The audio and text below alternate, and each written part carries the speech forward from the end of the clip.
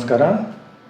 ನಾವೀಗ arithmetic progression second exercise 8th question ಇದ್ದೀವಿ. 8th question, an AP consists of 50 terms of which third term is 12 and the last term is 106. Find the 29th term.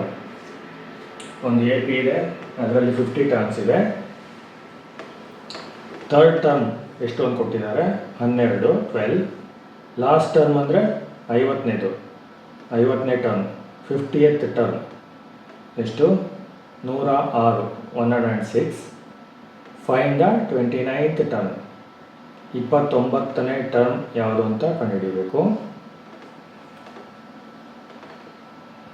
ನಾವು 29th term ಕಂಡುಹಿಡಿಯಬೇಕಾದ್ರೆ third formula ಹಾಕ್ಕೊತೀವಿ. n ಇರೋ ಕಡೆ A29, 29th term is equal to A plus n-1D ಅಂತ ಹಾಕೋಬೇಕಾಗುತ್ತೆ. ಅದಕ್ಕೆ ನಮಗೇನೇನು ಬೇಕು? A ಬೇಕು, n ಗೊತ್ತಿದೆ 29. ನಾವು 29th ಟರ್ಮೇ ಕಂಡುಹಿಡಿತಾ ಇರೋದು, ಅದಕ್ಕೋಸ್ಕರ 29 -1 ಇಂಟು ಡಿ ಬೇಕು. A ಬೇಕು ಮತ್ತು D ಬೇಕು. ಅವೆರಡು ಕಂಡುಹಿಡಿದು ಆಮೇಲೆ 29th ಟರ್ಮ್ ಕಂಡುಹಿಡಿಬೇಕಾಗುತ್ತೆ. ನಮಗೀಗ ಥರ್ಡ್ ಟರ್ಮ್ ಗೊತ್ತಿದೆ, 3ನೇ ಟರ್ಮು, ಮತ್ತು 50ನೇ ಟರ್ಮ್ ಗೊತ್ತಿದೆ. ಅವೆರಡು ಫಾರ್ಮುಲಾ ಹಾಕ್ಕೊಂಡು ಎ ಕಂಡುಹಿಡಿದು ಆಮೇಲೆ ಡಿ ಕಂಡುಹಿಡಿದು ಆಮೇಲೆ 29th ಟರ್ಮ್ ಕಂಡುಹಿಡಿಬೇಕು. First A3 formula, A3 is equal to A plus 2D. Third term ಎಷ್ಟು? 12. 12 is equal to A plus 2D. ನಾವೀಗ ಎ ಕಂಡುಹಿಡಿತಾ ಇದ್ದೀವಿ, ಅದಕ್ಕೋಸ್ಕರ ಎನ್ನ LHS ತೊಗೊಳ್ಳೋಣ. -a ಆಗುತ್ತೆ, is equal to 2D. 12 RHS ಬಂದರೆ -12 ಆಗುತ್ತೆ. ನಮಗೀಗ -a ಬಂದಿದೆ, ಬೇಕಾಗಿರೋದು a. ಅದಕ್ಕೋಸ್ಕರ ಇಡೀ ಈಕ್ವೇಷನ್ನ -1ಇಂದ ಮಲ್ಟಿಪ್ಲೈ ಮಾಡಿದ್ರೆ ಎಲ್ಲ ಸೈನ್ಸು ಚೇಂಜ್ ಆಗುತ್ತೆ. ಆವಾಗ a is equal to -2D plus 12 ಬರುತ್ತೆ. ಇದು ಫಸ್ಟ್ ಈಕ್ವೇಷನ್ ಅಂತ ಕನ್ಸಿಡರ್ ಮಾಡೋಣ. ನೆಕ್ಸ್ಟು ನಮ್ಗೆ ಇನ್ನೇನು ಗೊತ್ತಿದೆ? 50ನೇ ಟರ್ಮ್ ಗೊತ್ತಿದೆ. 50th ಟರ್ಮ್ ಫಾರ್ಮುಲಾ ಹಾಕೋಣ. A50 is equal to A plus 49D. Next A50 ನಮ್ಗೆ ಗೊತ್ತಿದೆ 106. 106 is equal to A plus 49D. First ಈಕ್ವೇಷನಲ್ಲಿ ಹೆಂಗೆ ಮಾಡಿದ್ವು ಅದೇ ಥರ ನಮಗೆ ಎ ಬೇಕಾಗಿದೆ. ಎನ LHS ತೊಗೊಳ್ಳೋಣ, -a ಆಗುತ್ತೆ, ಇಸ್ ಈಕ್ವಲ್ ಟು 49D ಹಂಗೆ ಬರ್ಕೊಳ್ಳೋಣ. 106 RHS ಬಂದರೆ -106 ಆಗುತ್ತೆ.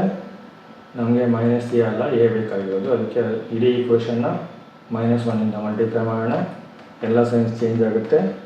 A is equal to -49D plus 106. ಇದು ಸೆಕೆಂಡ್ ಈಕ್ವೇಷನ್ ಕನ್ಸಿಡರ್ ಮಾಡೋಣ. First equation A is equal to -2D plus 12. Second equation A is equal to -49D plus 106. ಈ ಎರಡು equation same, ಯಾಕಂದರೆ ಎರಡರಲ್ಲೂ A ಇದೆ. -2D plus 12 ಏನಿದೆ ಆ ಈಕ್ವೇಷನ್, ಮತ್ತು -49D plus 106 ಏನಿದೆ ಆ ಈಕ್ವೇಷನ್ನು ಎರಡು ಸೇಮು. ಇದನ್ನೀಗ ಒಂದ್ರ ಕೆಳಗೊಂದು ಹಾಕ್ಕೊಳ್ಬೇಕು. ನಿಮಗೆ ಗೊತ್ತಿದೆ, ಯಾವುದಾದ್ರು ಒಂದು ಕ್ಯಾನ್ಸಲ್ ಮಾಡಬೇಕು, ಎ ಅಥವಾ ಡಿ ಕ್ಯಾನ್ಸಲ್ ಮಾಡಬೇಕು. ನಾವೀಗ ಫಸ್ಟ್ ಎ ಕಂಡುಹಿಡಿಯೋದೇ ಸುಲಭ ಆಗಿರೋದ್ರಿಂದ ಡಿ ಕ್ಯಾನ್ಸಲ್ ಮಾಡೋ ಕಡೆ ಗಮನ ಕೊಡಬೇಕು. ಡಿ ಕ್ಯಾನ್ಸಲ್ ಆಗಬೇಕಂದ್ರೆ ಒಂದು ಈಕ್ವೇಷನಲ್ಲಿ ಪ್ಲಸ್ ಇರಬೇಕು, ಇನ್ನೊಂದು ಈಕ್ವೇಷನ್ ಮೈನಸ್ ಇರಬೇಕು, ಆಮೇಲೆ ನಂಬರ್ ಸೇಮ್ ಇರಬೇಕು. ಈ ಎರಡರಲ್ಲೂ ಆ ಥರ ಇಲ್ಲ. -2 ಇದೆ, -49 ಇದೆ. ಏನು ಮಾಡ್ಬೋದು? ಫಸ್ಟ್ ಈಕ್ವೇಷನ್ನ 49ಇಂದ ಮಲ್ಟಿಪ್ಲೈ ಮಾಡೋಣ. ಸೆಕೆಂಡ್ ಈಕ್ವೇಷನ್ನ -2 ಇಂದ ಮಲ್ಟಿಪ್ಲೈ ಮಾಡೋಣ. ನಮ್ಮ ಗುರಿ ಏನು? ಡಿ ಅನ್ನೋದು ಕ್ಯಾನ್ಸಲ್ ಆಗಬೇಕು.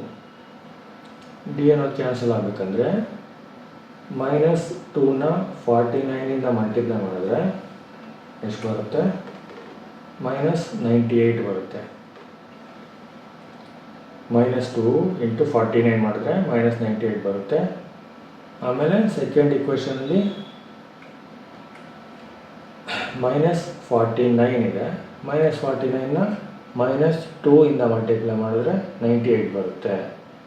ನಾವು ಬೇಕಾದ್ರೆ ಬಂತು -98 + 98 ಅವೆರಡು ಕ್ಯಾನ್ಸಲ್ ಆಗುತ್ತೆ.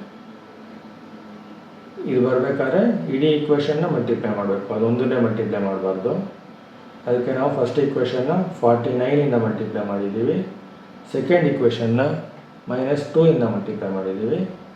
ಆವಾಗ ಒಟ್ಟು ಈಕ್ವೇಷನ್ ಹಿಂಗೆ ಬರುತ್ತೆ. ಫಸ್ಟ್ ಈಕ್ವೇಷನ್ನು 49 × a 49a is equal to 49 × -2d -98d plus 49 × 12 588 588. Second equation -2 × a -2a is equal to -2 × -49d minus into minus plus ಆಗುತ್ತೆ. 49 × 2 98 ಆಗುತ್ತೆ, 98d ಮತ್ತು ಮೈನಸ್ ಇಂಟು ಪ್ಲಸ್ ಮೈನಸ್ ಆಗುತ್ತೆ. 106 × 2 106 × 2 212. ಈ ಎರಡು ಈಕ್ವೇಷನ್ ಬಂತು. ನಿಮ್ಮ ಮೊದಲೇ ಗೊತ್ತಿದೆ -98 + 98 ಕ್ಯಾನ್ಸಲ್ ಆಗುತ್ತೆ. ಮಿಕ್ಕಿದ್ದೇನು ಬರುತ್ತೆ ನೋಡೋಣ. 49ರಲ್ಲಿ 2 ಹೋದರೆ 47. 47a is equal to d cancel ಆಗಿದೆ ಎರಡೂ. 588 - 212 588 - 212 376. 47a is equal to 376. Next a is equal to 376 divided by 47. 47 multiplication ಕಂಡೀಷನಲ್ಲಿದೆ LHS ಅಲ್ಲಿ. RHS ಬಂದರೆ ಡಿವಿಷನ್ ಆಗುತ್ತೆ. a is equal to 376 divided by 47. Division ಮಾಡಿದ್ರೆ a is equal to 8. ಈಗ ನಮಗೆ a ಸಿಕ್ತು. Next d ಸಿಗಬೇಕು.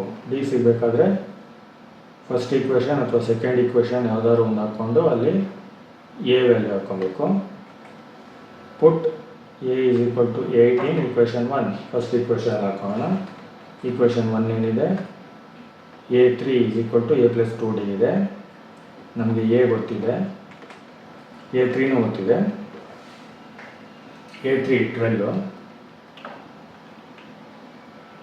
is equal to a 8 ಇವತ್ತನ್ನು ಕಂಡುಹಿಡಿದಿದ್ದೀವಿ. a 8 + 2d. ಈಗ ನಾವು ಡಿ ಕಂಡುಹಿಡಿಯೋದಲ್ವ, ಅದಕ್ಕೆ 2dನ LHS ಹಾಕೋಣ. -2d ಆಗುತ್ತೆ is equal to 8 ಹಂಗೆ ಬರ್ಕೊಳ್ಳೋದು. 12 ಅನ್ನೋದು RHSಗೆ ಬಂದರೆ -12 ಆಗುತ್ತೆ. -2d is equal to -4. 8 - 12 answer -4 ಆಗುತ್ತೆ. -2d is equal to -4. - Cancel. 2d is equal to 4. d is equal to 4 divided by 2. d is equal to 4 ಹಂಗೆ ಬರ್ಕೊಳ್ಳೋದು. 2 ಅನ್ನೋದು LHS ಇಂದ RHS ಬಂದರೆ ಡಿವಿಷನ್ ಆಗುತ್ತೆ. LHS ಅನ್ನೋದು ಮಲ್ಟಿಪ್ಲಿಕೇಶನ್ ಸ್ಟೇಟಲ್ಲಿದೆ. RHSಗೆ ಬಂದರೆ ಡಿವಿಷನ್ ಆಗುತ್ತೆ. 4 divided by 2 2. Answer 2. d is equal to 2.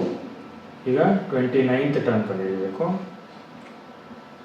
ಅದರಲ್ಲಿ ನಮ್ಗೆ ಏನೇನು ಗೊತ್ತಿದೆ, ಈಗ a ಗೊತ್ತಿದೆ 8, n ಗೊತ್ತಿದೆ 29. 29th ಟರ್ಮ್ ಕಂಡುಹಿಡಿತಾ ಇದ್ದೀವಿ.